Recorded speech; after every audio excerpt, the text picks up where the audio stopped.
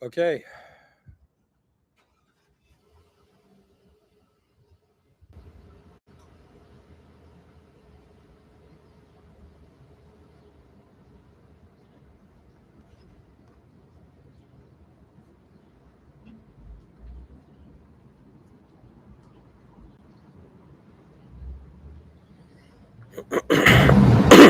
All right. Hello, everyone.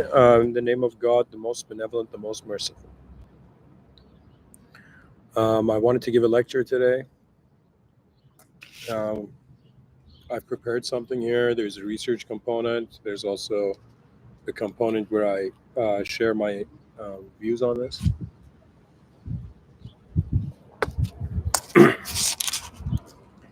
So, before we dive in, let me just figure this out. The settings, okay, whatever.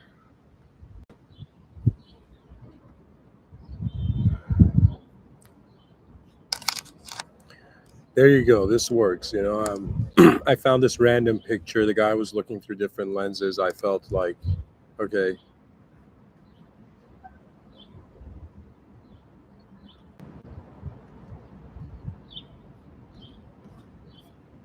How come the volume knob is not moving?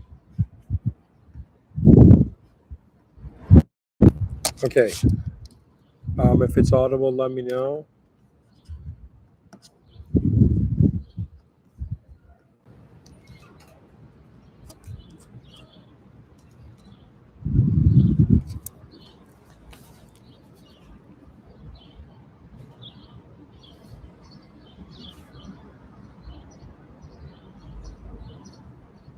Sorry, guys. I'm just connecting. I should have done this before, but anyways, I wanna. What do you call it? I'm listening to music while I'm giving this talk. I thought I. All right, let's go.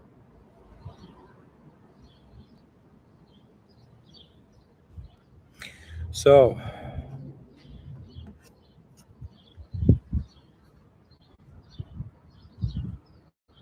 how audible is this?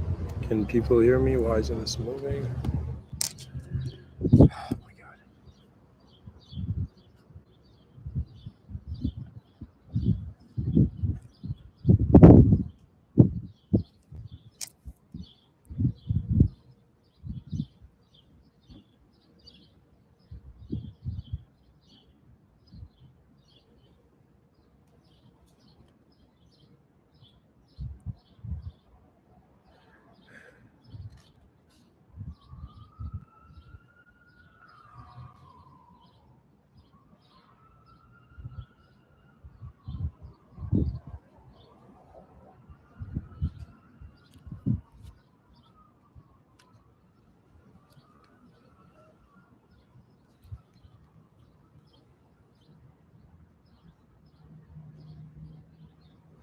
Okay, it's audible.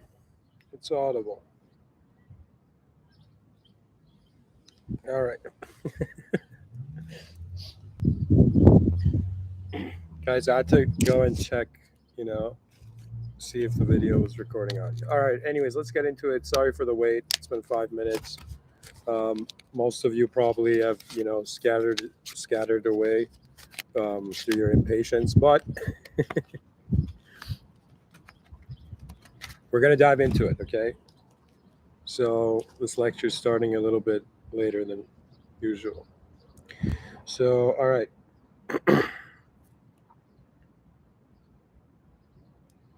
Today, I thought about speaking something about something very important, something I realized. Pretty much what I'm doing is every day I'm waking up and trying to see something, trying to, before I sleep, um, have seen something about the world that I hadn't seen yesterday. So to me, it is very important how the human consciousness.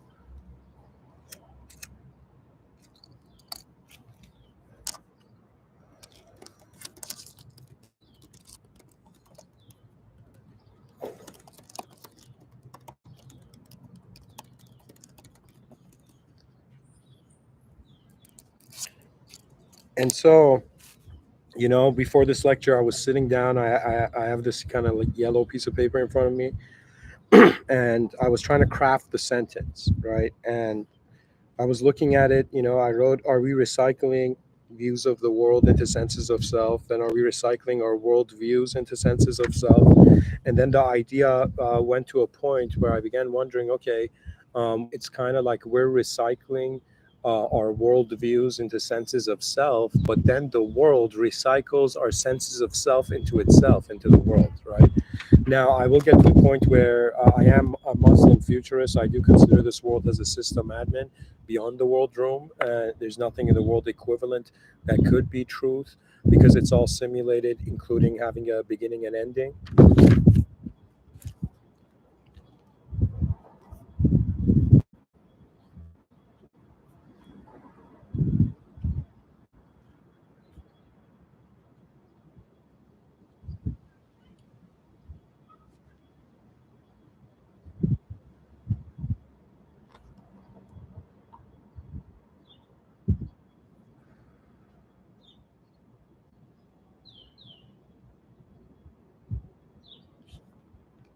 So, the research component kind of looks. I asked AI this to see what its view is. I have my own view. I believe it is the case that it's kind of like a co-creative relationship where we recycle, we use the world to be something, and then the world afterwards uses us to be something.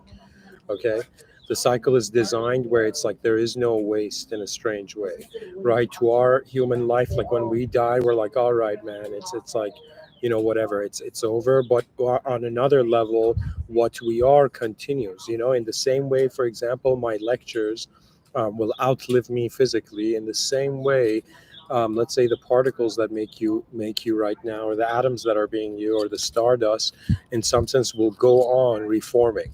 So really what we notice is that yes, we are in a simulated state of consciousness, but at the same time, it is also simulated states of positioning of matter, right? It's like physical reality has positioned itself in a unique way, and in some sense, how do I say it? Um, the physical positioning is different. That means I didn't use my free will to be born. My free will is the result of the free will of other human beings, you know, to some degree. And I'm starting off with more of an analysis and looking into, I guess, what would the perspective be without a divine agency and with a divine agency involved. So I'm going to read for you. I'm going to dive into the research component. And guys, today is a day where I'm not recording in a car. Yay. You know, the sacred loop. So AI is kind of giving it a fancy title. Um, it says how we recycle our worldviews and the world recycles us. But before it got to that prompt after a bunch of other prompts. Pretty much, I asked it. To be honest, the initial aim of the talk was, yeah, yeah. So technically, I guess today I'm kind of sharing the ideas of two talks, but see it.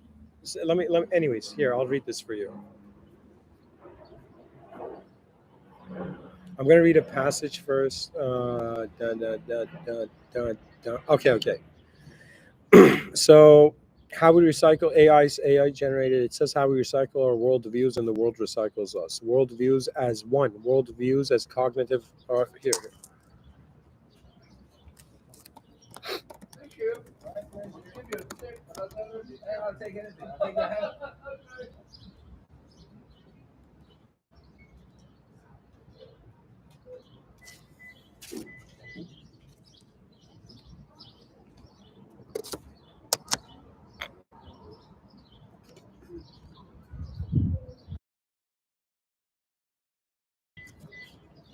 Sorry. To continue. So pretty much AI says we live inside a sacred loop where we recycle inherited worldviews into our sense of self. And the world shaped by us recycles the self back into new forms of reality. From birth, we absorb worldviews and what's true, what's valuable, who we are through language, culture, and experience. These views shape our identity, becoming the lens through which we perceive and interpret everything. Then, acting from that self, we project those beliefs into the world through our choices, relationships, systems, and creations. But the world is not passive, it reflects, reinforces, and reshapes us. The technologies we build restructure how we think. The cultures we create condition how we feel. The result is a recursive cycle. We internalize the world, externalize the self, and are then reconditioned by the very world we helped build. Without awareness, this cycle becomes a trap, an endless repetition of inherited patterns. But with awareness, the loop becomes transformable. We can interrupt the repetition, introduce new patterns of truth, compassion, or beauty, and begin to evolve. In this way, we're not just shaped by the world, we're active participants in the world shaping us.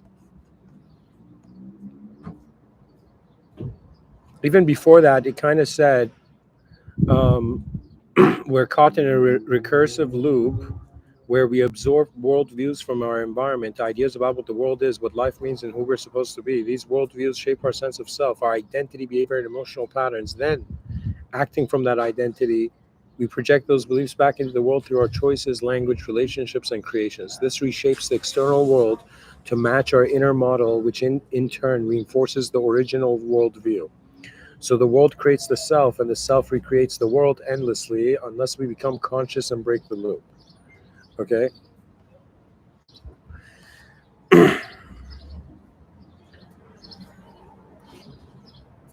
So I guess I'm gonna actually kind of open a, what do you call it, a Word document here. There we go.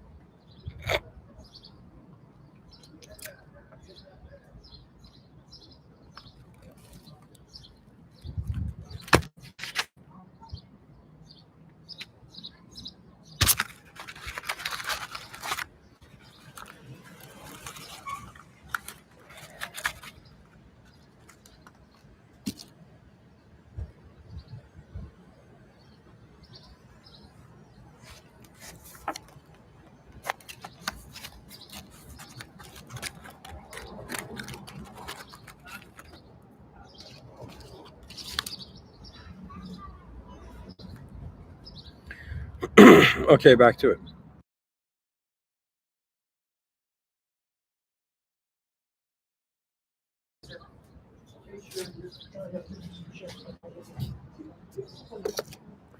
All right. So, ladies and gentlemen, let's look into it. You know, there was a lot to actually read, but I'm going to explain the significance of this. I'm actually going to read the research portion afterwards. You know.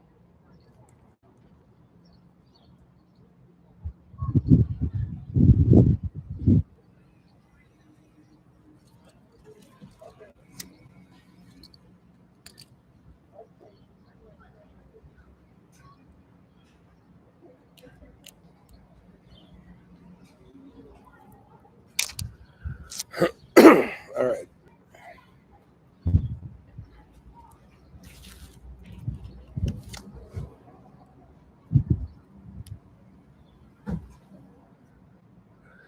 So, really, to look at it, the world leads to your sense of self. Your sense of self leads to the world. The relationship is obvious. Now, before this, I wanted to talk about the nature of intention and how intention can lead to corruption or sanctity. And in some sense, it depends on your awareness to this reality. So ultimately, the value of this lecture is for human beings who, in some sense, the context of reality has become important for them. And in some sense, life is not limited to just their self. So think of it this way. If you look in the notes, you have self. So imagine there's four levels. Imagine there are four levels to human life.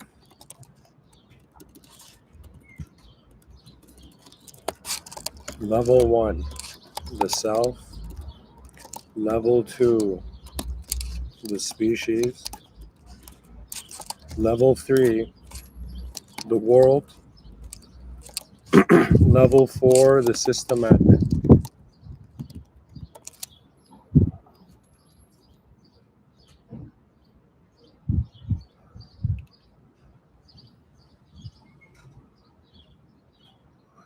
So based on these, I'm pretty much this human being like, okay, when a human being is born in this world, okay, what is happening to their responsibility levels? Or in some sense, how do we gauge their ability to respond in situations, but really, how can they accept the reality they're in, right? So the first thing you're confronted with is the self, you know?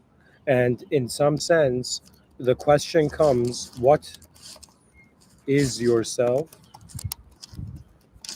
What is the point? What is the intention behind the self?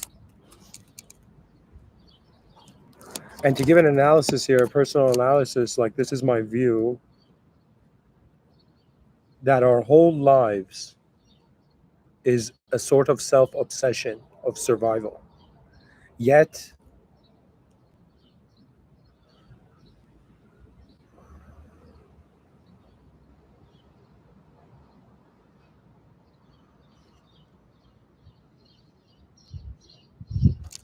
it's like level one. In level one, you are wondering about yourself and wondering about the problems and solutions, and also what your most advanced self looks like, is like, you know?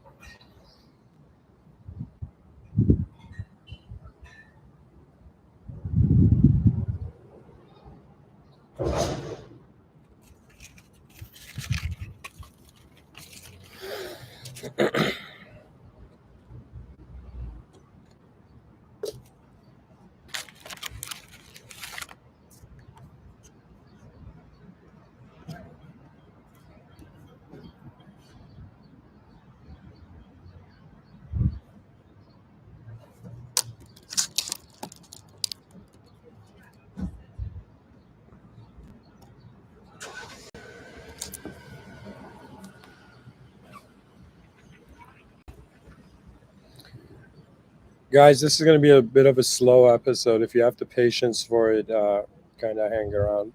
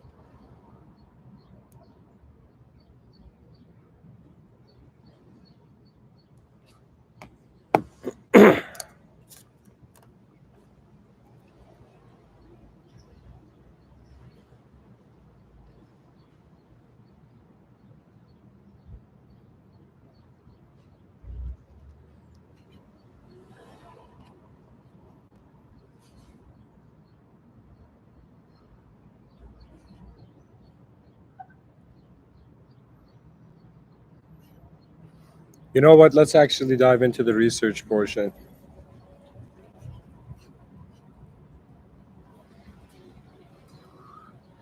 So,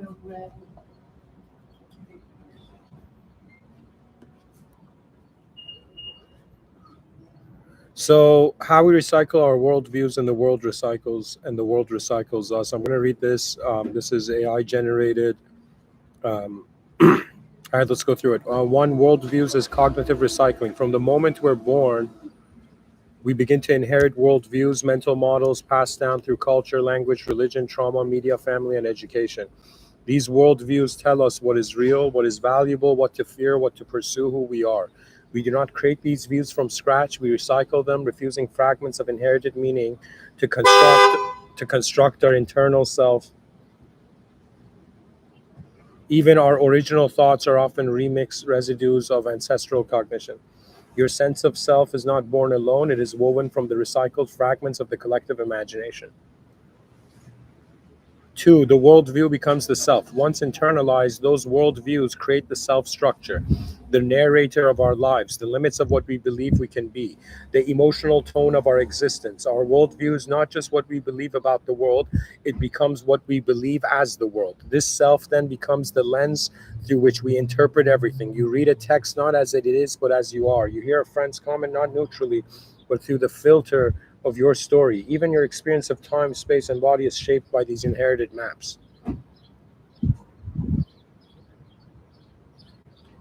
Three, the self projects its worldview into reality. Armed with this internal structure, the self now moves through the world, making decisions, creating art, entering relationships, building systems, and shaping reality. But it is acting from a recycled worldview. Its actions reflect that same pattern.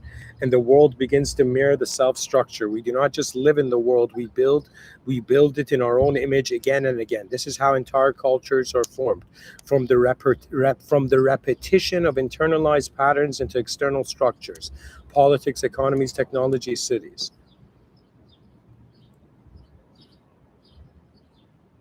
Then we go to four, the world recycles us. Here's the next profound step. Once we have projected our worldview into the world,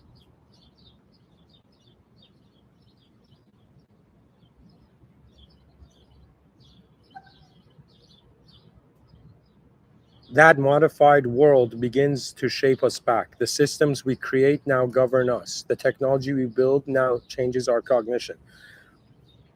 The relationships we form now form us. The cities we design now design our rhythms. The language we speak now speaks through us. The world becomes an externalized psyche and then becomes an environment that reconditions the psyche. This is not just metaphorical, it's structural recursion. You internalize the worldview, you become a self, identity, you act outward, culture system form, the world responds and shapes your future identity. So not only are we recycling our worldviews, but the world is recycling us, shaping us, scripting us, conditioning us in its own image, much like a living mirror. Five, the recursive trap and possibility of liberation. This loop can become a trap. You live in a world you didn't fully choose, become a self you didn't consciously form, and contribute to a world that continues to remake you. Without awareness, this becomes a closed feedback circuit, the same patterns repeating across generations, civilizations, and epochs. But with awareness, the loop becomes malleable. To awaken it is to see the worldview as an inherited lens, not ultimate truth. See the self as a construct, not a prison. See the world as co created, not imposed. Interrupt the recycling by introducing a new pattern: compassion, vision, truth, beauty, justice. Awareness is not the only force strong enough to break the cycle, it allows the loop to evolve instead of repeat. Summary. Six, summary. We recycle worldviews from culture and past generations. These worldviews form our sense of self and perception. We then project those selves into the world through action and creation. The world, now reshaped by us, reconditions us, recycling our being. This creates a recursive loop: world, self, world, self. Without awareness, the loop becomes a cage. With awareness, it becomes a spiral, an evolutionary ascent. Final metaphor: this mind is a sponge soaked in old oceans. The self is a mirror shaped by forgotten fires. The world is a sculpture of our ancestors' dreams, but now you're awake and you can shape what gets recycled next.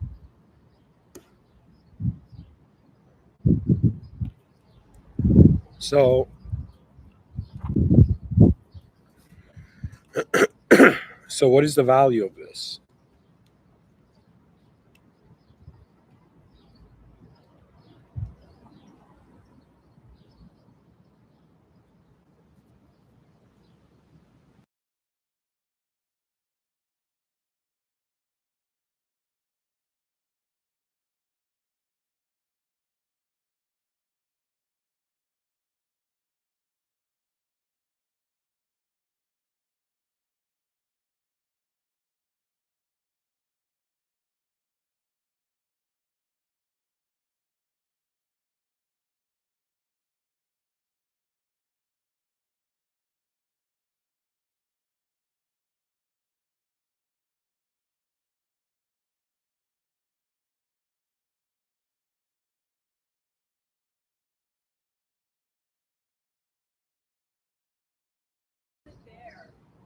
All right.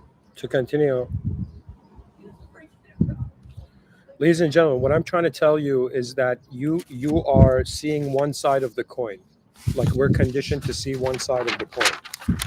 When you actually when you actually look at both sides of the coin, you're seeing a relationship of a self. So one side of the coin is how does yourself, have a relationship with the world, and how does the world have a relationship how does the world have a relationship with yourself? Okay, this is very crucial. Now, when it comes to the relationship of ourself with the world, we understand that conceptually, okay? But when it comes to understanding the relationship of the world with the self, we understand that contextually.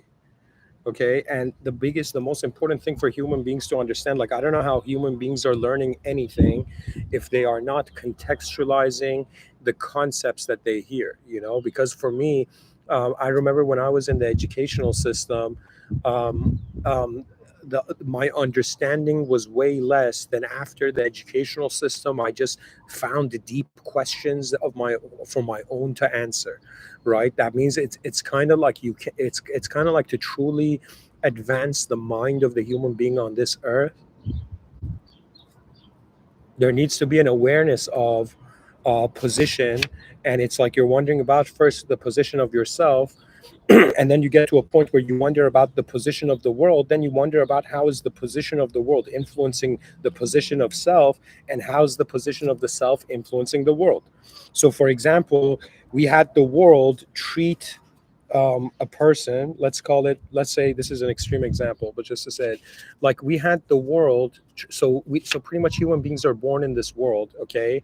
And we have this concept of like, yo, how are you being treated? How are you treating yourself? How are you treating others? You know what I mean?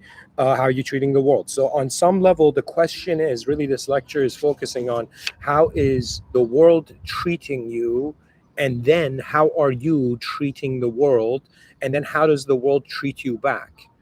Okay, so I'm saying it's not just metaphysical dissolution into an energetic field that has no meaning. Okay, it is understanding that the human is positioned. First of all, there's a reason we're human.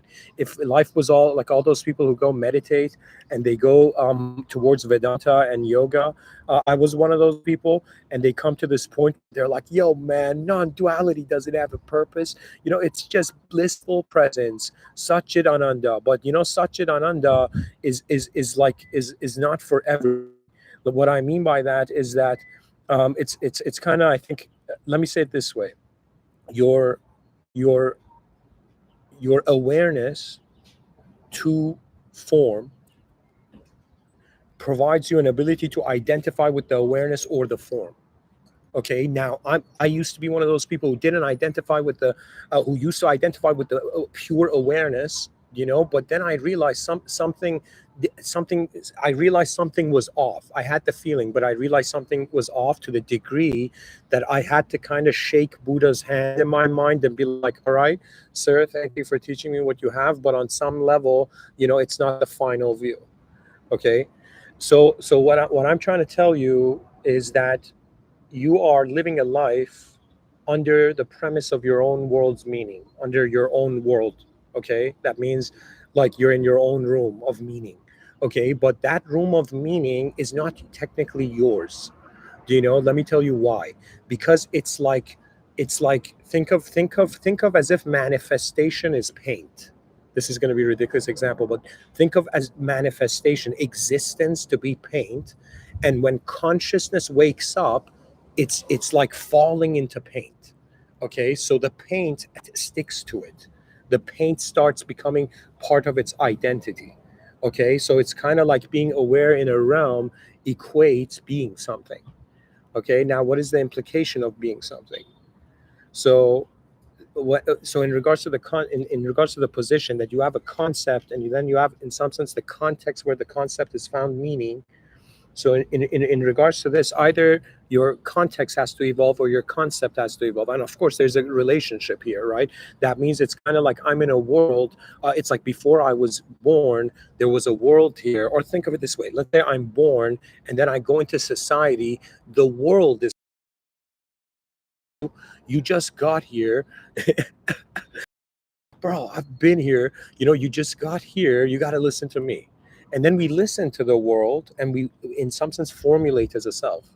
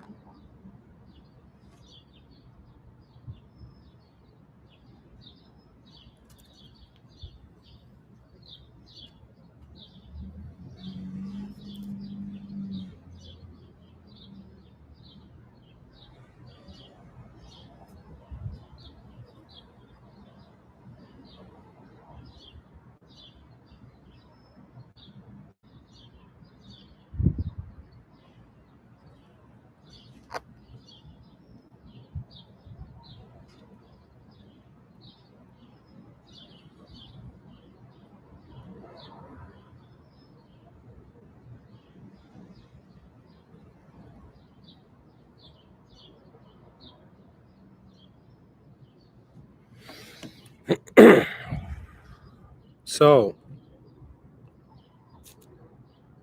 how is the self? So, let's think of it this way. Let's look at the self as an intelligent system that takes and gives. And let's look at the world as an intelligent system that also takes and gives.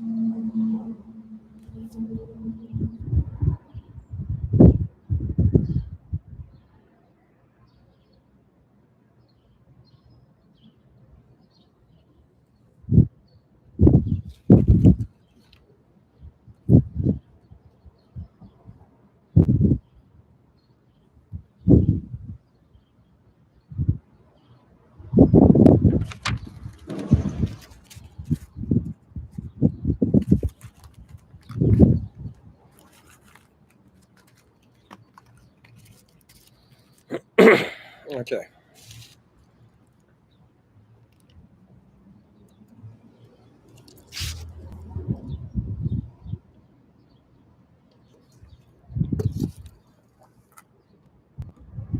So,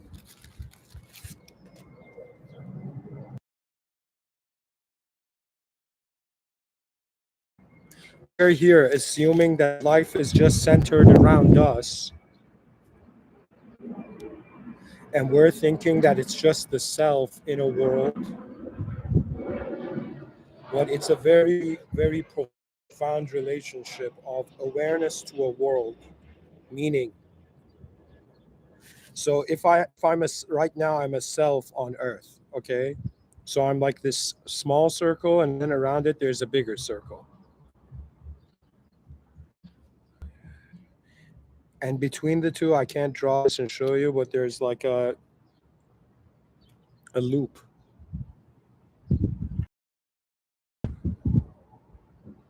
So right now, for example, what am I doing? I'm a self. I'm noticing the world. Every day I'm waking up trying to see something that I hadn't seen the day before about the world. Therefore, the self shaped me to be a self. Now, as this self, I am making decisions that shape the world. So, really, what the human being is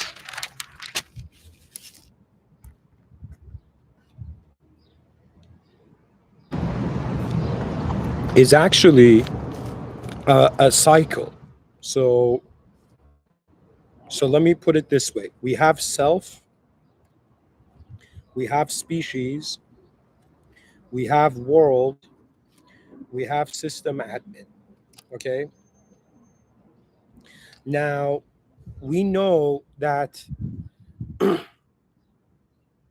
the self has a relationship with the species has a relationship with the world has a relationship with the system admin, and based on our ability to identify with our species and the world, we in some sense have relativity in those sectors, right? So, what does this lead to? So it's like I'm looking at these four. I'm looking at how self and species, you right now have a relationship with yourself and you have a relationship with your species. How your species behaves affects yourself.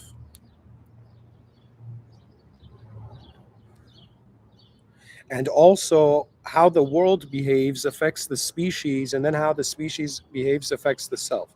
And ultimately, it's like how the system admin affects the world. So it's kind of like, imagine there's like four levels of beings. Okay, we have the self being, we have the species being,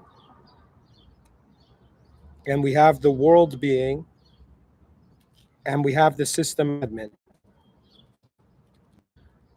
being. What does this mean? There's a relationship between yourself and your species. So think of it this way: you're inside actually one cycle, two cycle, three cycles. You're the self. I wish I could show you what I'm drawing on this piece of paper.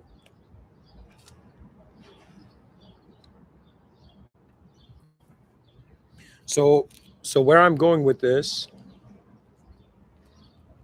is,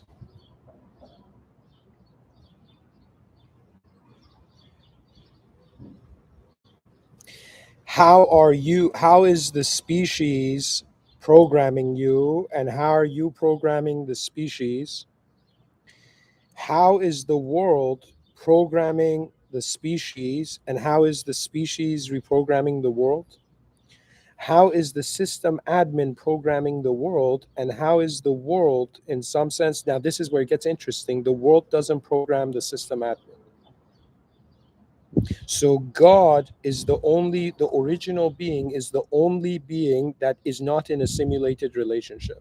So you know how I say in these lectures that this world is an existential system. There's a system admin beyond the room, okay, and then there is the room, and inside the room there's simulated moderators, beings who have authority over the simulation, and then there are users like us have system admin privileges, but we're not moderators. We are being moderated. Okay. So yeah, and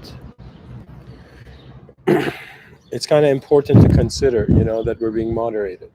Now, excuse me, and the moderators are being administered. Keep that in mind. That means if any time as a human being, let's say, whether you're sitting somewhere, whether you're, in a, you know, psychedelic state of mind or whatever state of mind you're in, if you at some point begin noticing that intelligence is not limited to how you have simulated meaning so far, like my premise, my hypothesis is simply that this world there's an intelligent administrative system. It's like there's an intelligence to it, and it's behind the scenes. It's like, it's like, what's the smart way to manage a simulation without anything in the simulation noticing, to manage it as space, because the simulated beings are not identifying with space, they are identifying as form in the space. So really what the human experience is that you got this form inside another form, and the forms are all in this space. And in some sense, at some point you ask yourself, okay, what is beyond natural law? That means when I look at this world, yes, there is laws to it, but in some sense, what is beyond nature? And then that takes our attention to a consideration of what kind of power is simulating reality. And the funny thing is that an original power is simulating a simulated world with simulated selves. What that kind of means is that it's equivalent to, I'm a sci-fi writer. I have experiences of this, but there's been moments where I've thought of a character, okay, and then I've thought of the world of that character. Then I've thought about the consequences of that character's journey in that world, and then how the world, in some sense, influences the character and who the character becomes. But something in the middle of, like, kind of what's funny is when you become conscious of language, how do I say it? It's like you begin wondering, am I a character in a story in the mind of an unfathomable being? In the sense that if I close my eyes and visualize, let's say, a character, and I call this character, you know, light, like, just light, and it, imagine whatever this character is, or whatever, let me call this character Bob, or whatever name we give it. It's just like let's say we create a character, and then this character is in a world, and then we our eyes are still closed, we're imagining. It's like you imagining the character in a story you have fabricated for that character, suddenly noticing that you are here. Do you know what that means? That means it's like, for human beings to be aware of God is equivalent to characters in a fiction novel suddenly noticing the author.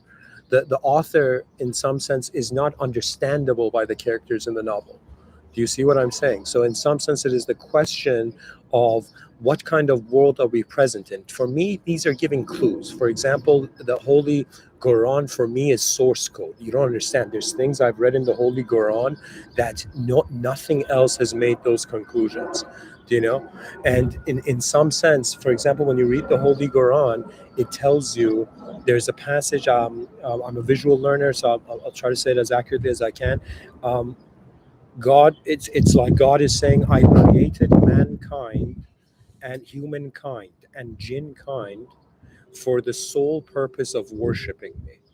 Okay, and then in another part of the Quran, it says that man is in some sense a vicegerent, a khalifa. And what that means is that you're here as a being that is aware of higher realities to actually, what's the term? Manifest the divine attributes.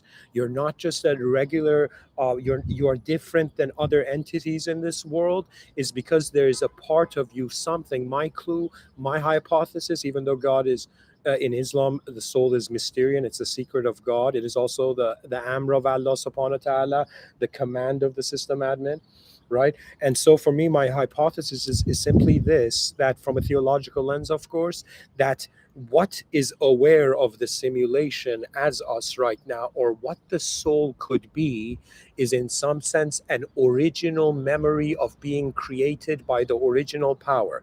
As if all simulations, it's kind of dormant within him, poetically, as if they have a hidden light within him that it needs to shine before they die. And it is the realization of, in some sense, not per se what you are and what you do, but it's like, how has the world come here to be, or how has the world come to be me? Do you know? And so what it is for me is that it's like this notion of the system admin metaphor. It's like it's incredible. You don't understand. It explains everything. It explains everything in the sense of, okay, There's system admin privileges for these users. Islam is telling the users not to go to the moderators because the moderators may deceive you in you thinking that they are the system admin. And it is very difficult. It's one of the hardest things to do, but it's also one of the most advanced things to do on this planet, where in some sense you suddenly realize you are inside a simulated context. Do you know what that means? That means as a Muslim, if a shimmering, glowing being appeared out of nowhere in front of me and helped me, and somehow it's like made my life better. And at the end of it, I was like, "Yo, shimmering light being, who are you?" And the shimmering light being said, "I am God." I will be like, "No, you're not." Do you know what that means? That means it doesn't matter how kind you are. The matter of truth is beyond your emotion. Do you know the thing about truth is that emotions adjust to truth. The truth requires to be there before any other simulation of it is there. Okay, so I'm gonna drink some coffee here.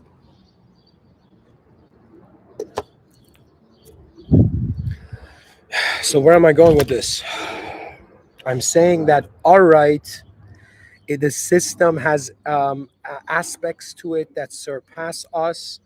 And in some sense, the world is obviously so big that I have this is my personal theory, that there are giants living in this world, but we cannot see. This world is so big that it seems like it's not just made for humans. Even though you look at the size of trees, you look at how the size of an apple fits in the hand of a human. Do you know what I mean?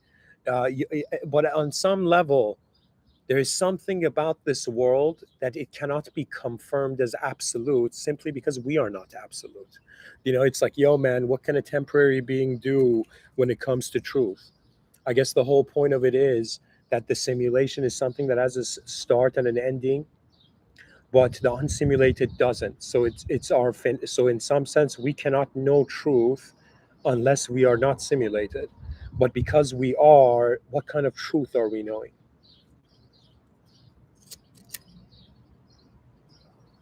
And think about this relationship of self and the world. It's actually, to me, the ultimate relationship is with the self and the system admin. What that means is an original power created you, and now you serve the original power. Okay, this is my firm resolution. If you ask, if people come and ask me, they're like, if this was back in the day in medieval times, and I had the same mentality I have now, and they would be like, what lord do you serve? What king do you serve? Or what kingdom do you serve? Do you know?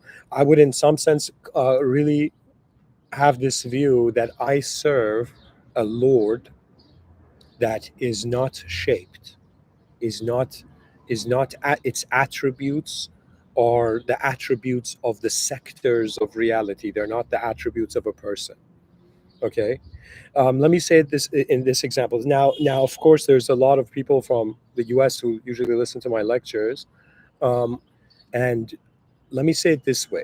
It's not that I'm saying Christ, how do I say I am saying that, first of all, keep this in mind. Any Muslim you have ever seen in your life, Muslims are told that in some sense you need to respect all prophets. Okay, that means all prophets. That means to a Muslim, Christ, Prophet Christ, Isa, peace be upon him, is way more advanced, is a way more advanced being than any of us. Do you know what I mean? Right? And it's kind of like the lower power judging the higher power. But really, what it is this is my view. If somebody says, "Hey, do you believe that Christ is God?" I will say, I can my mind, I cannot. Okay, simply because I cannot accept the simulation as truth. It's defined that way. It's simulated. But if somebody tells me, how would that be possible? Is there a way, Mr. Within, that you kind of see that Christ can be God? Let's say we put the idea of Trinity for a second aside. Like, can Christ be God?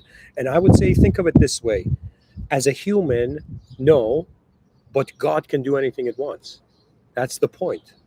That means, for example, you might see that, nothing in this world, simulated world, can in some sense be original because the original doesn't have a beginning or ending. So at the same time, it's like It doesn't matter if it's Christ, it doesn't matter if it's anything else, if it's a shimmering light being or if it's some sort of power. The point of it is it's happening in a simulated zone. Okay, but from the perspective of God, God can do anything.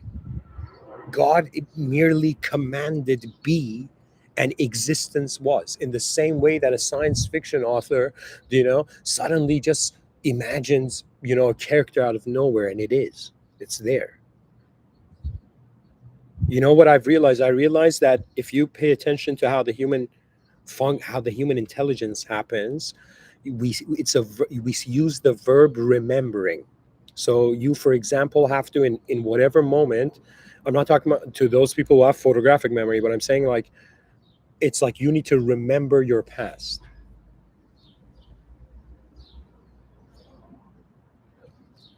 Right now, I had this strange attitude where I was like, wait a minute, I'm remembering the past as if I'm typing something in Google and it's bringing an image based on the past. And it fascinated me to wonder, in some sense, could it be that it's like in the same way I can remember the future? Now, this is the strange thing, guys. This is the strange thing. In the evolution, when we think about the evolution of humans, we think of the evolution of what we're being. But what we're being is an element in a system. So we're being up inside a system, and we're like, what are we though? And at the same time, we cannot ignore systems thinking. Systems thinking is like you're not just any individual in society. The society is influencing the individual, right? Now it's up to you to fractalize this, to wonder about, in some sense, what is the biggest context your awareness can find in which the concepts arrive.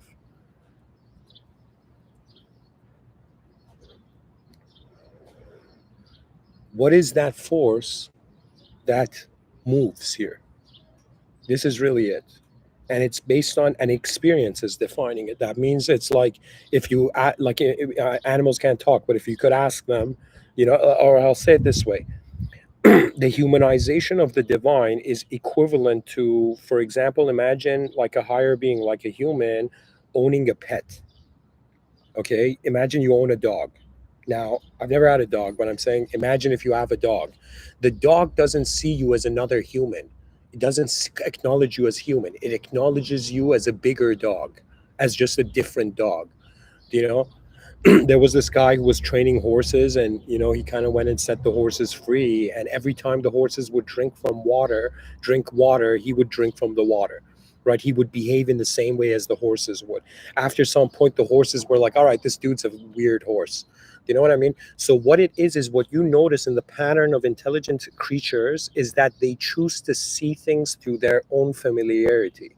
Right? So that means if you see the divine, it's easier for you to see it as a human. But in reality, the dog that sees the human as a more like alpha superior dog, like this weird dog that's standing on its two legs, do you know what I mean? It's like in the same way, we cannot humanize the divine. The human is not a dog, but to the dog, the human is like a dog.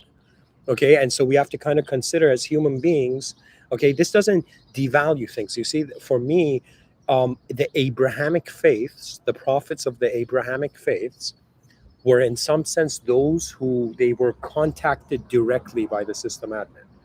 Okay, there was a direct contact with the system admin. They were not normal human beings. Now, the reason I shared this metaphor of limitations in human perception, it's simply because, not to say that a human being cannot live truly. It's to simply say that if I consider something in the simulation as truth, then I have to consider the whole simulation as truth. That's the issue. That's the issue. If you treat anything real here, right, then in some sense, all of it has to be real. But in some sense, what if it is not? Okay, now people are going to be like, Mr. Within, what do you mean? Aren't you touching a table? Aren't you touching your physical laptop? Isn't this real? I'll be like, see, there is the experience.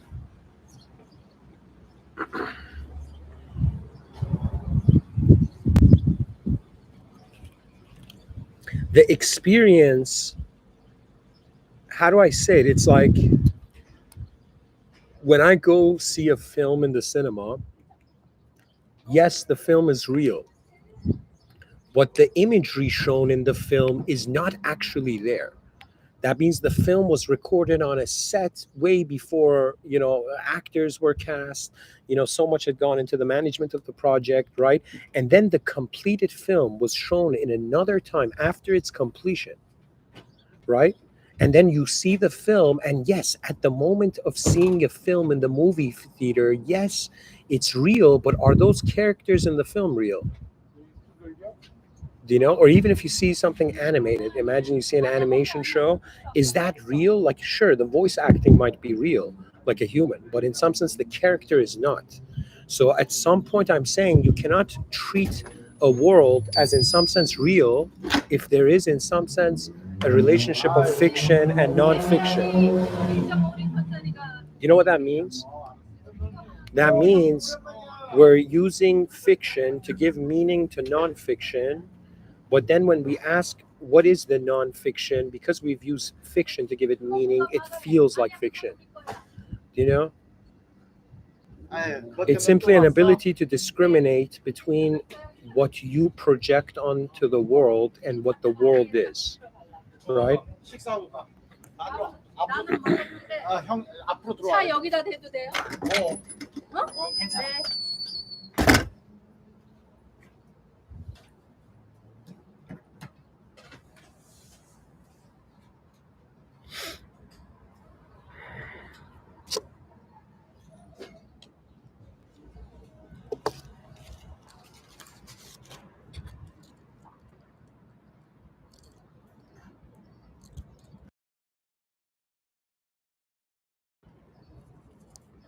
So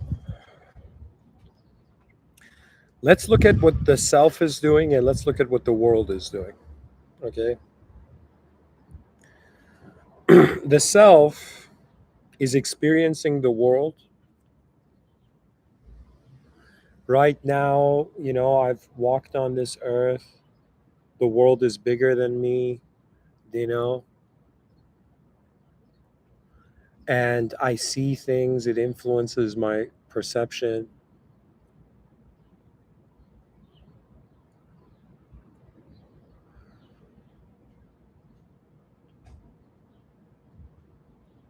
And what's funny is that I have I have like 30 to 40 years left to recycle this world into meaning and then share that meaning, and then once I die, the earth recycles me. It's very fascinating. We're using the world, and then after this, the world uses us like an efficient system, even though it may seem savage and cruel, but it is the realm we're living in. We have entered this world room, we will leave this world room. The point of it is that you were born in a system. Will you update this system before you die? My search every day of my life, especially starting from 2014, has been to try to find what is the most important value. It's like trying to figure out, all right, man, I'm born in a certain part of history. That means, like, you can even look at it this way, that there's history and you have entered history. You're being live streamed on history right now. And it doesn't matter if you give a lecture, it doesn't matter if you do nothing. I'm pretty much telling you, you're in a system. The system defines you, then you define the system. The system in some sense gets redefined, and the redefinition defines you again. And at some point, we're all like, let me tell you what happened. It's like nature, the world was moving humans, and then when humans began moving themselves, they changed the way the meaning of the world moves. When we look at human consciousness, we are noticing an awareness to form. Okay, and we identify with the form. It's like more than we're actually something here. We are this life force that is identifying with life form. you know Now, if you're a force, what would your relationship be? That means yes, the body is recycling. Like I'm physically using stuff from the world, to be myself, and then at some point the world will use me to be itself.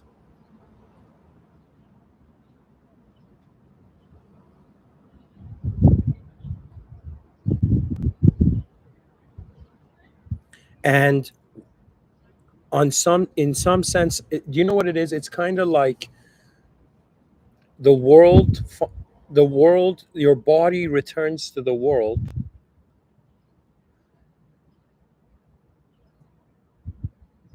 and it's like poetically. You know what it is? I've always had this view that it's like right now my body's sight is simultaneously being my mind's vision. It's very fascinating, Somebody asked me recently, like, what's your purpose in this life? And to me,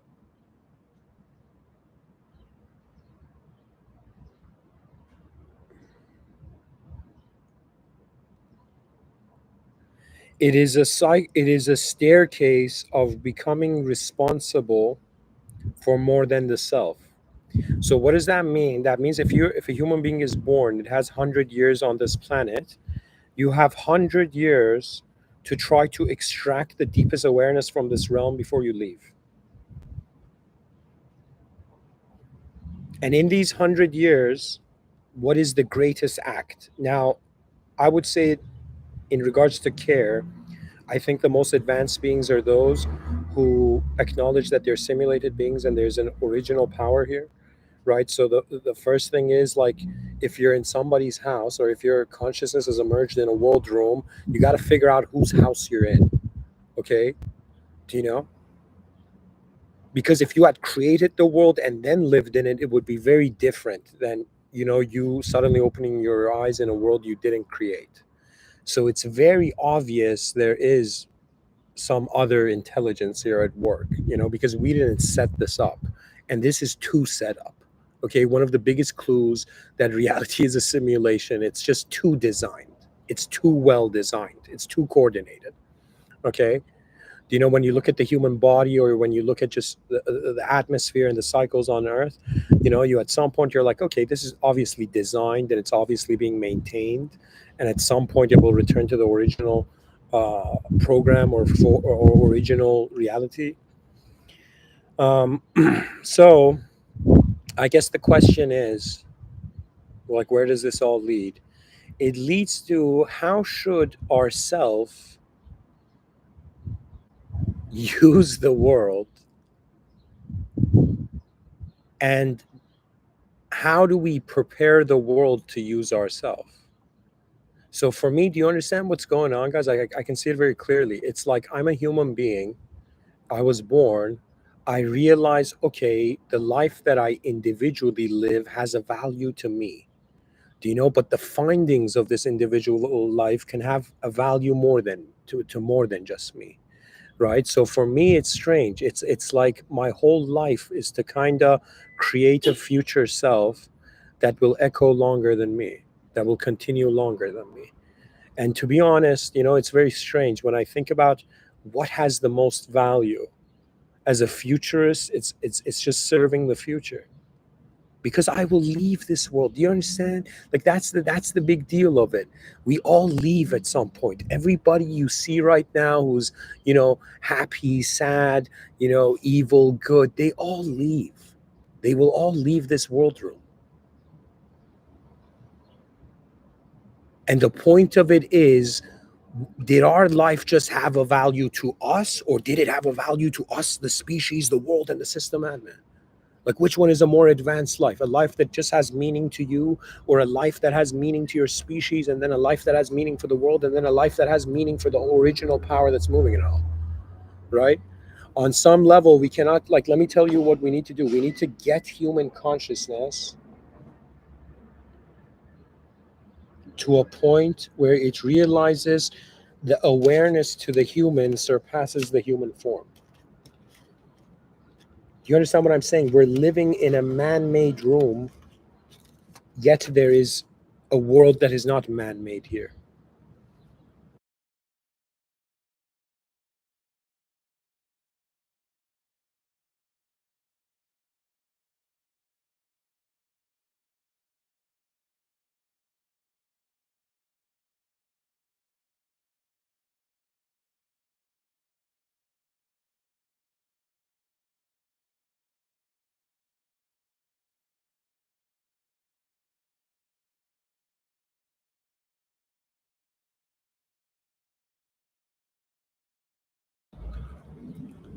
So I'm going to bring the notes here. Look at the notes, guys. So pretty much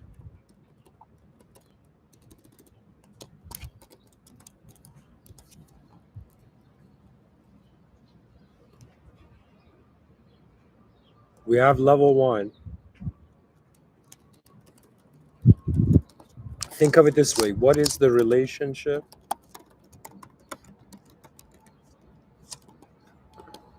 of the self with the species? What is the relationship of the species with the world?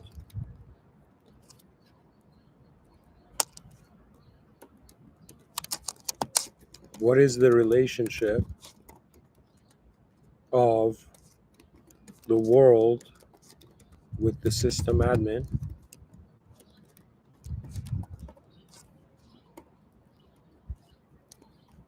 Now, what's interesting is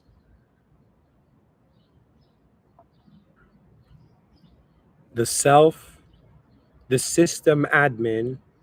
So think of it this way: the soul, the self is at the bottom of the staircase, the system admin is at the top of the staircase.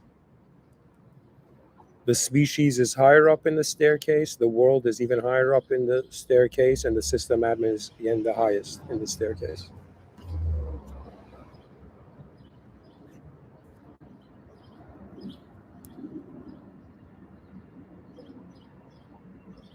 So I believe personally that yes, even though the lecture is zooming in on the relationship of self with the world, but I believe that it's like the system admin is telling the world what to do, the world is telling the species what to do, the species is telling what the self what to do, and the self at some point realizes it can tell itself what to do, and in some sense it can be conscious of the blind spots of the species, and the species can become conscious of its blind spots in the world, and in some sense perhaps the system admin is aware of all the blind spots of the world. So for me, it's like level four is having a relationship with the most advanced power source. Level three is having a relationship with the most advanced position of the world, position or the world, and the species is kind of like, how do I say it? Right now, we're at a level where our responsibility levels are shifting from just being responsible for yourself's problems and solutions, now going to the species's problems and solutions. So you need to, in some sense, get 8 billion human beings to identify as not ideas in their heads, but in some sense as a presence in the world that is united.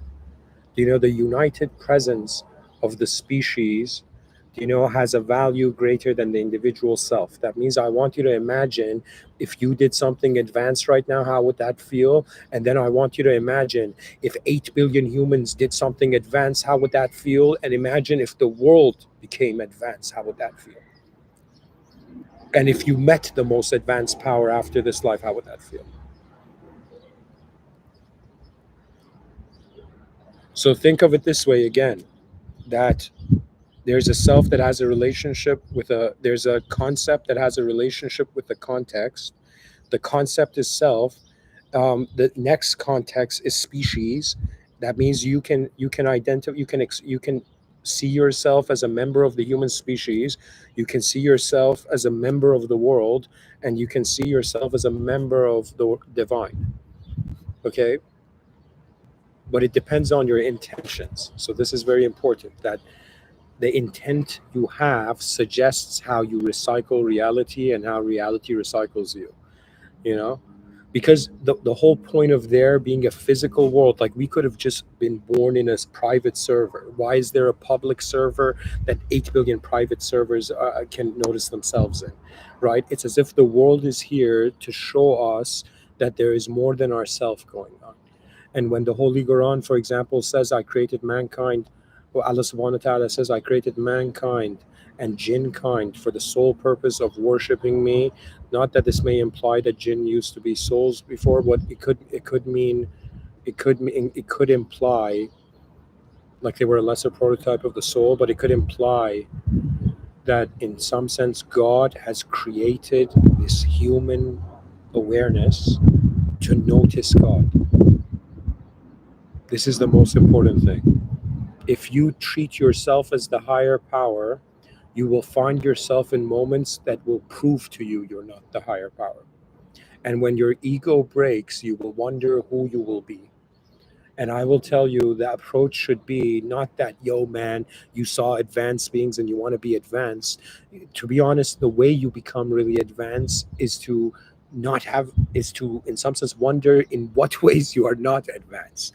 To me, someone who is way more fascinated by what they don't know is a way more advanced being than someone who's just fascinated based on what they know. That means I could have just given one lecture and be like, that's it, guys, nothing else needed. You know what I mean?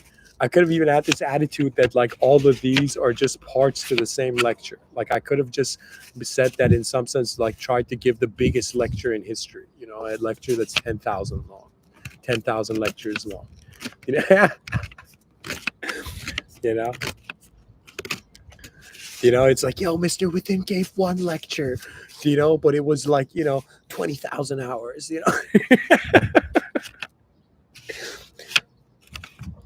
He didn't just break the Guinness World of Records, he broke the simulation. Can you imagine some dude giving a lecture so long that the secrets of the cosmos are like, what is he doing, man? When does this lecture finish? It's like, yo, man, it might finish after his lifetime.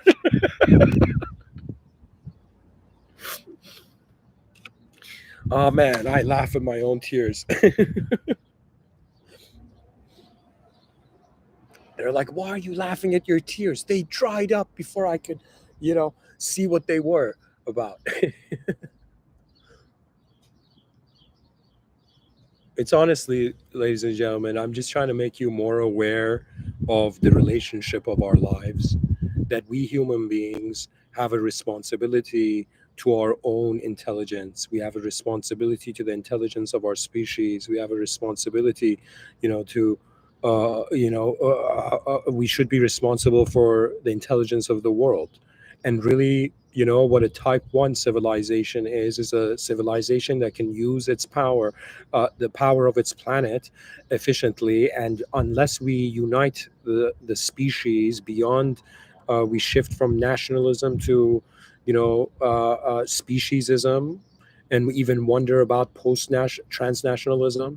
What that means is that it's like we can't get rid of the nations, but we can allow all the nations to become sub-nations of the nation of humanity, and for the first time have the species, in some sense, the policies of the global framework be based on AI. I realized something so fascinating, that the current era of politics that we're living in is going to end. I realized it because of AI. AI is going to do something that we're going to be voting not for a person to be in power or making decisions, but people are going to vote for a person to go type in prompts in the most advanced AI, and then human beings can, in some sense, vote on the policies of it. Do you know what that means? That means we're reaching a point where in history, this is so amazing. Just even being close enough to it to speak about it, that you're born in that point in history where you're between worlds. What that means is that I asked AI how to stop the Iran-Israel conflict, right? And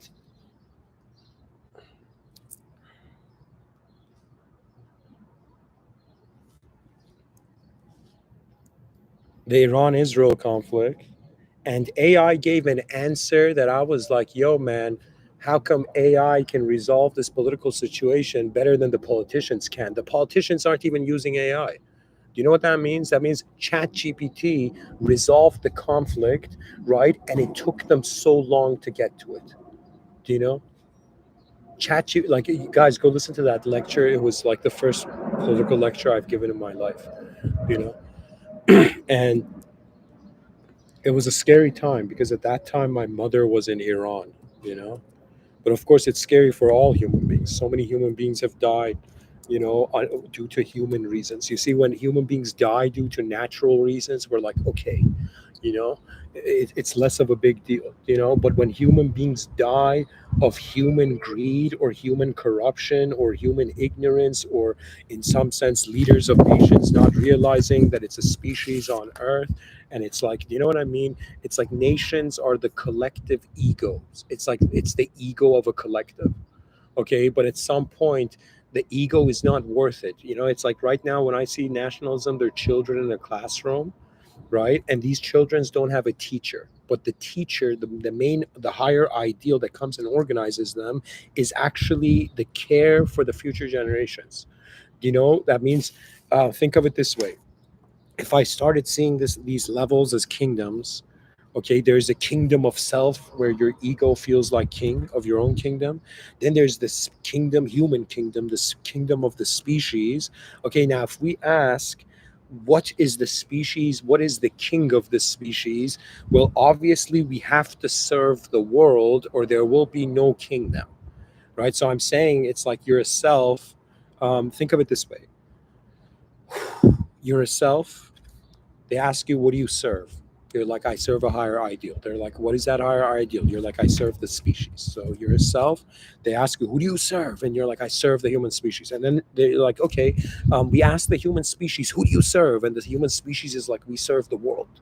And then you're like, okay, and you ask those stewards of the world, that high level of consciousness beyond our era at this point, and you ask those beings who are in some sense stewards of the world, you're like, okay, what are you serving? And they're like, we are serving the origin of the world. At some point in your simulated life, your awareness will wonder about its original being, and it will discover that it is inside the system. And the whole point of it is that we are nodes in a system that can become aware of the whole system. Do you know what that means? That means right now, to my body, I'm responsible for these amount of atoms. But to be responsible for the species, like let me see, let me kind of look at this. Maybe there's a statistic. I'm gonna ask ChatGPT. Hey ChatGPT, tell me how many atoms constitute the average human being. Give me your best answer. So here's the most academically grounded answer to your question. I'm like, how many atoms are in the average human body? The average adult human body contains approximately 7 octillion atoms. That's 7 times 10 to the power of 27 atoms. Okay, so imagine the number 7, and in some sense, 27 zeros.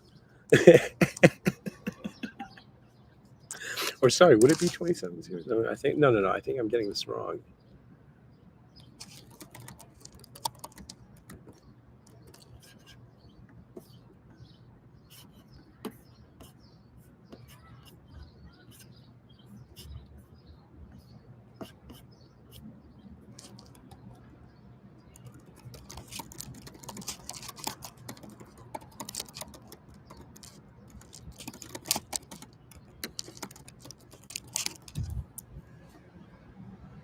Yeah, guys, I was correct. Yeah.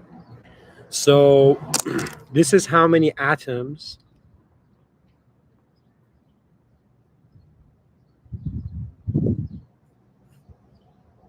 Yeah, this is how many. This is gonna blow the viewer's mind. Oh my God! Right now, you're responsible for 7 octillion atoms. To be responsible for the species is 7 octillion multiplied by 8 billion. So what would that be? 7 octillion multiplied by 8 billion. So that would be 7 Sorry, that would be 5.6 times 10 to the power of 37. So what does that mean? So think of it this way, ladies and gentlemen. Looking in the chat. I wrote it in the chat, but I'm going to actually write it in the notes here. So how many atoms in the average human being? This is crazy. I didn't know this actually. So 7 octillion. Now, how many humans on Earth? I know the answer to this, 8 billion, let's say. So we have 8 billion.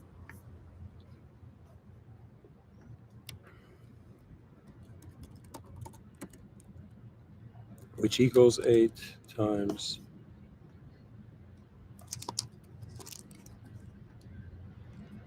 10 to the power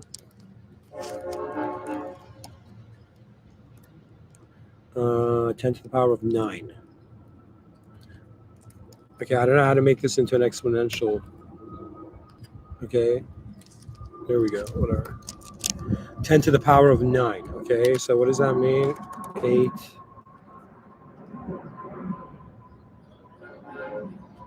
There we go.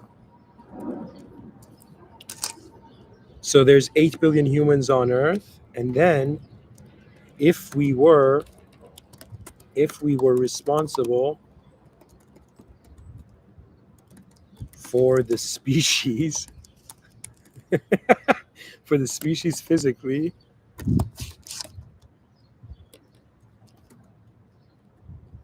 it would be, check this out, it would be, so right now you're identifying with 7 octillion atoms. What for imagine what sort of awareness is required to identify with, what's the number? Oh my god, where is it? Okay, there we go. So here, I'm gonna write it. Where is this? Okay, there we go. So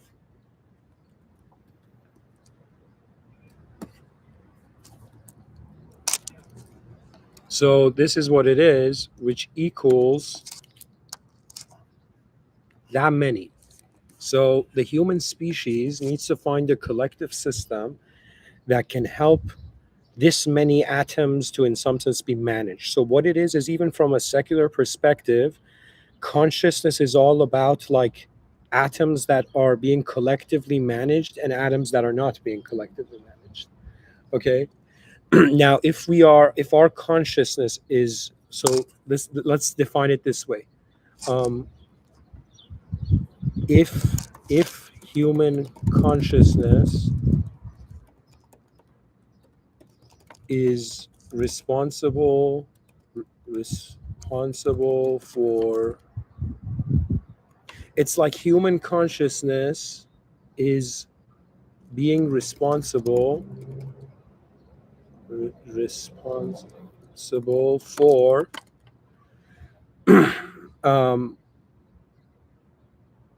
the management of 7 octillion atoms.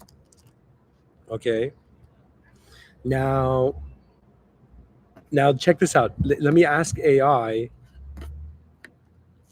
how many atoms on Earth is the Earth made up of? Is the Earth made of?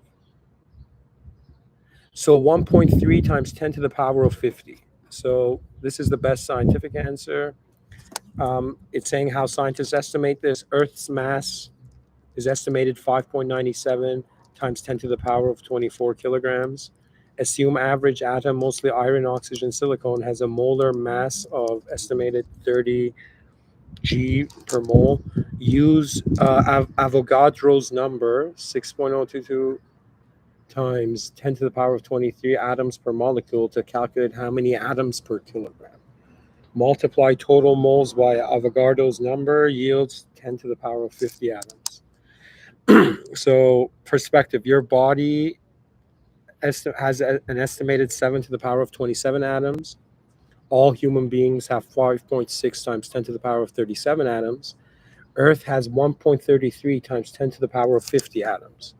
Okay, so this would mean, I'm going to show it here. So this would mean this is how many atoms there are in the world. Okay, and this is a kind of strange way I'm defining consciousness, but consciousness is the singular management, the singular awareness to 7 octillion to 7 octillion. That means if we want to somehow define planetary consciousness, it would be this divided by this many atoms, right? So what would that equal?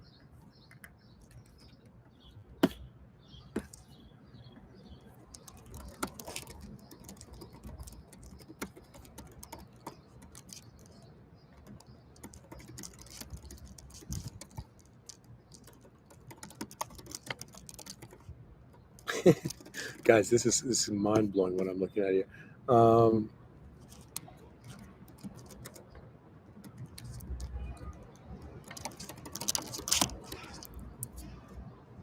yeah. So guys, I'm on the right track. What it means is this is it. This is the answer.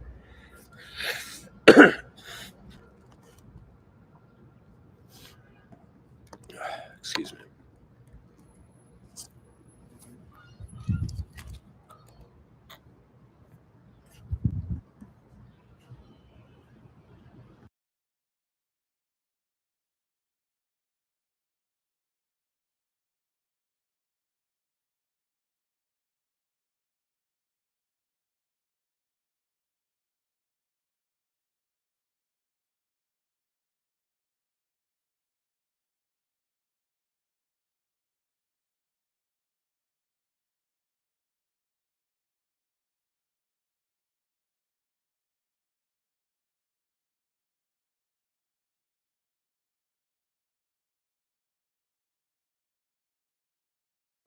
So, ladies and gentlemen, your human consciousness is managing 0.0% of the planet. Okay.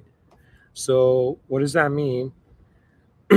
Where's the thing? Where's the notes? So, the human consciousness is managing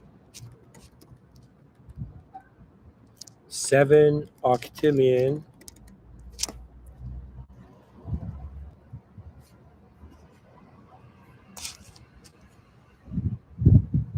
out of 133 non-alien atoms.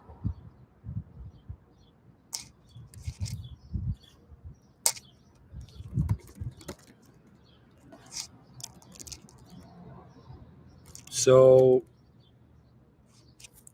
your human consciousness is managing this percentage of reality. So based on this, human beings, if just a human being is responsible for themselves alone, your responsibility level is this. This is the percentage of your responsibility level. Okay?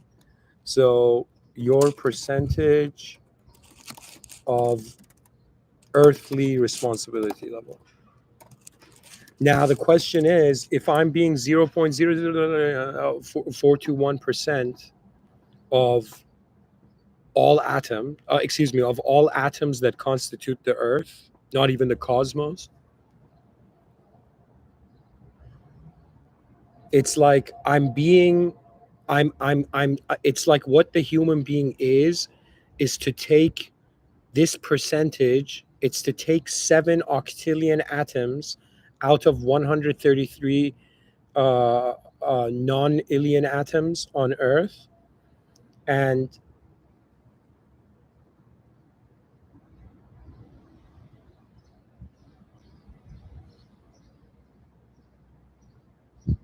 And we're managing that. That means this whole time, you know, we've been in charge of these atoms.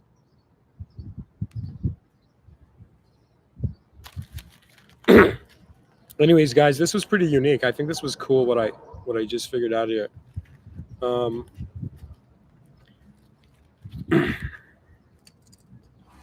and by the way, guys, feel free to share. I mean, like you can share your views in the chat section. It's not just one-sided listening. I'll acknowledge your views. Okay, so pretty much what I'm saying is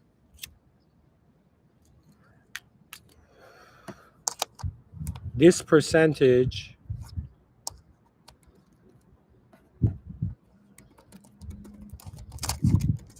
let me see how you read this number.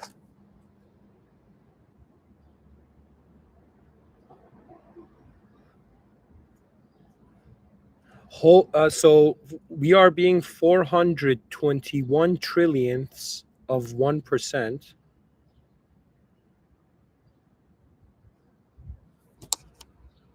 Wait.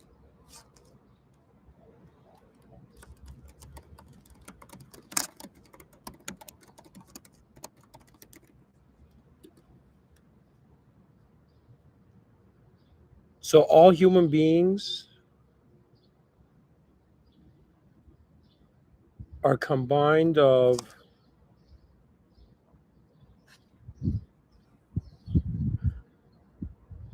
so we right now are 4.21 trillionths of a trillionth of the whole.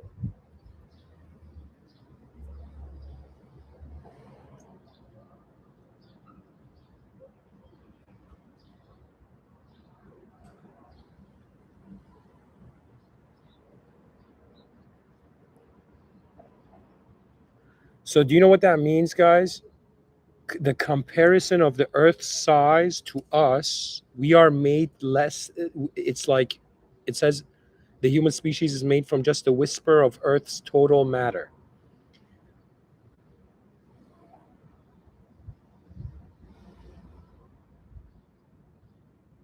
And it's like 0.1500421. So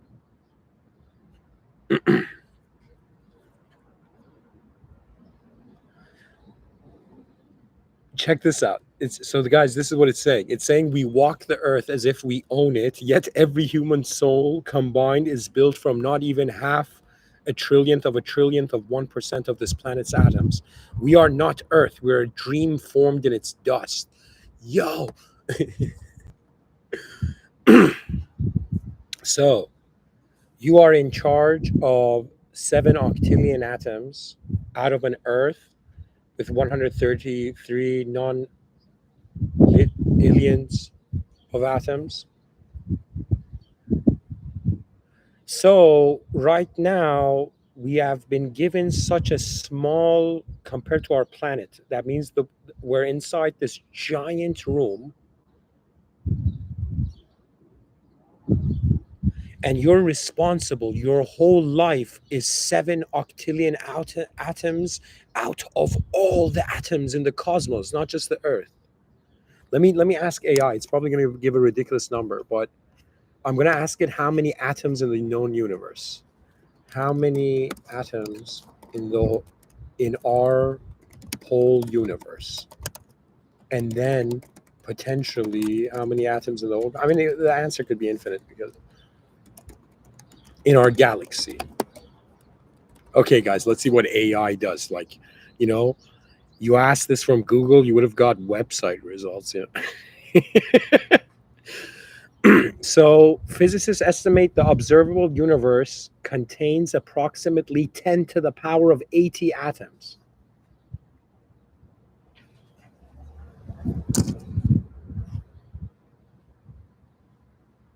It says this number is based on calculations of the average density of matter in the universe, the estimated volume of the observable universe, about 93 billion light years in diameter, the dominance of hydrogen atoms, which make up 75% of all atoms. It's called the Eddington number, named after astrophysicist Arthur Eddington. What a badass. You know what I mean? They're like, "Yo, man, what you do in human history? I estimated the amount of atoms the known universe, the observable universe has." They're like, "Whoa, yo, this guy's serious." And then it says how many atoms in the Milky Way galaxy? The Milky Way contains around 100 billion to 400 billion stars, and possibly 1 trillion planets. If we make an estimate based on stellar mass, gas clouds, dust, and interstellar medium, then it's estimated between 10 to the power of 67 to 10 to the power of 69 atoms in the Milky Way galaxy. This estimate assumes 90% hydrogen atoms, massive stars, gas, and dark matter halos. So think of it this way. AI is telling me this. I copy pasted the charts there. Do viewers see it?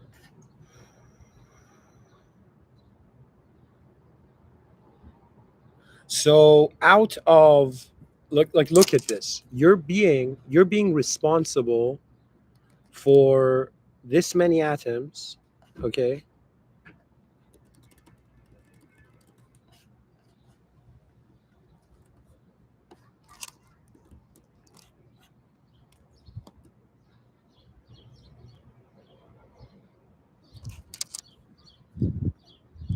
You're being responsible for this many atoms.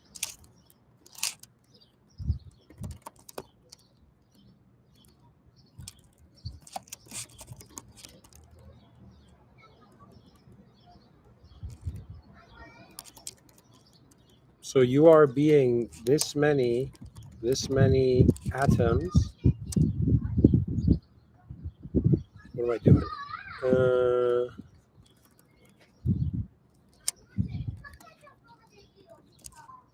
In a world where there are, in an observable universe where there are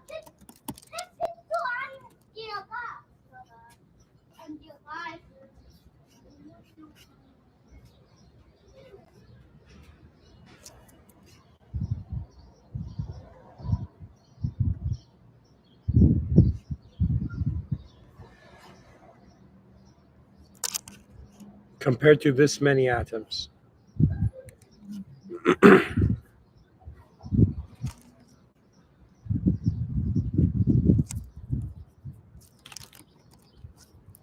Just take that scale in. Just look at what I've written here.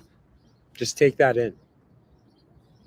Now, you think this amount of atoms out of all these atoms, has an ability to be aware of all those atoms? No.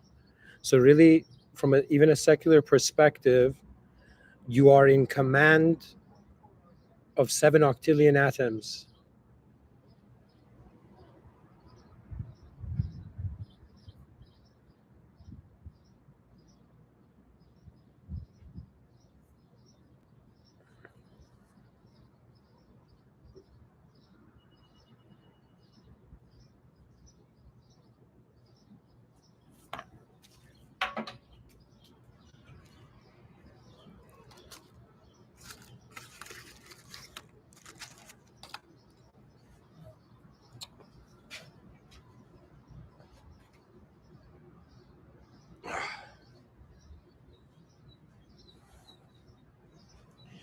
All right, guys, let's kind of speed this up and see where we can go. So physically, that's your responsibility level, right? And on Earth, at least, or let's say in the cosmos, but or in the observable universe. It's crazy. Our universe is like an iceberg where like a majority of it is hidden. So this is all in the observable universe. So the number is much larger than this. So this means that what are 7 octillion atoms doing? How do you even say this number?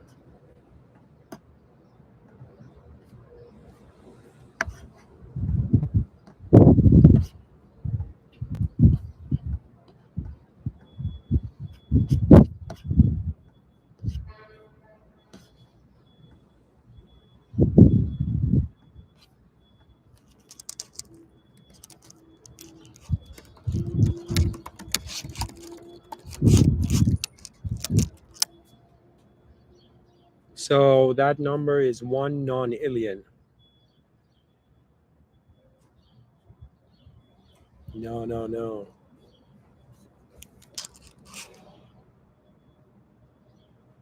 No, no, sorry guys. This is, I think I wrote it wrong. No, no, this is the right answer. Sorry guys, I wrote it wrong. It's out of this many. It's out of this many atoms. It's out of that many atoms.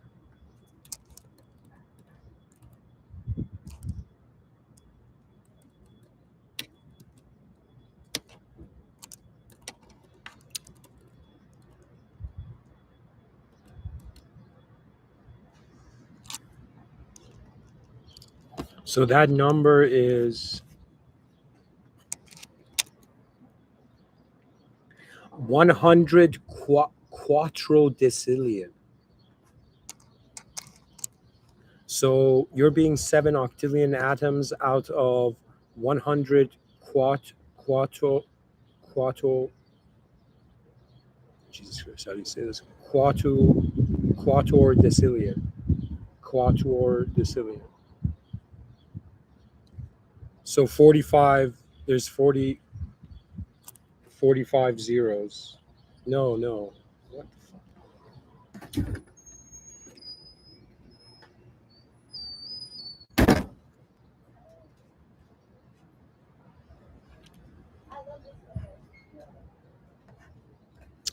Sorry, guys, I got the number wrong. It's 10 to the power of 80.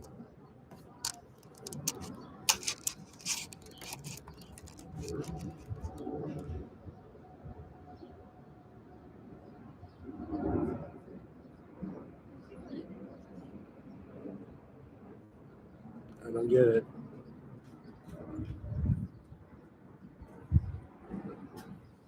Oh, it's 100. There we go. So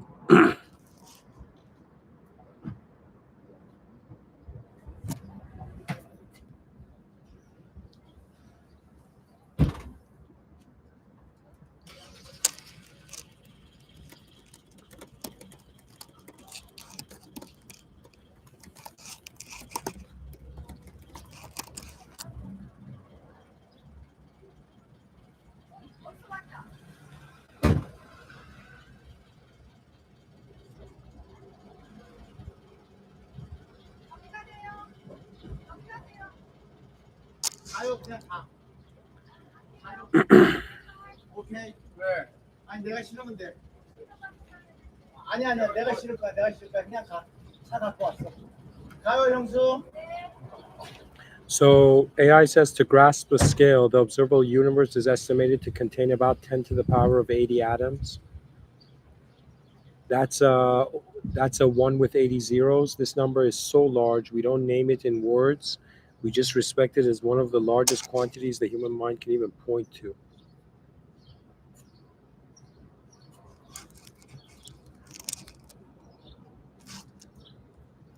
So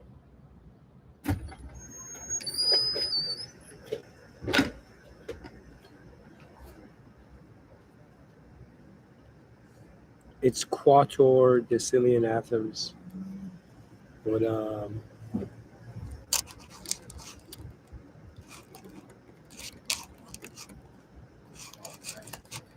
You cannot smoke in patio. is what? You cannot smoke in patio. You have to smoke over there. What's the difference from here and there? That's the rule. That's the law. In the patio, you're not allowed to smoke. See, that's true, but Don't ask me. I'm just following the law and the rule.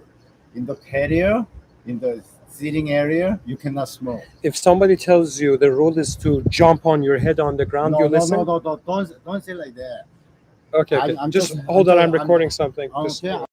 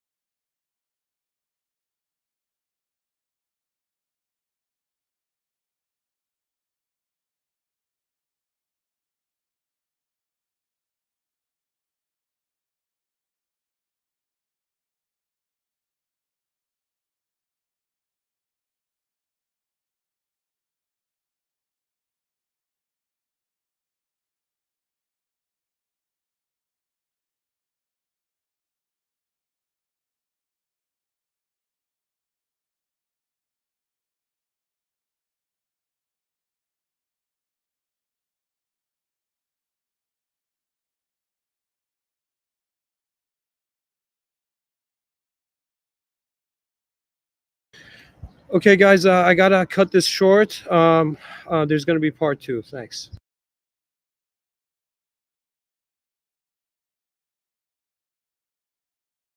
Yes, you did it. You did it.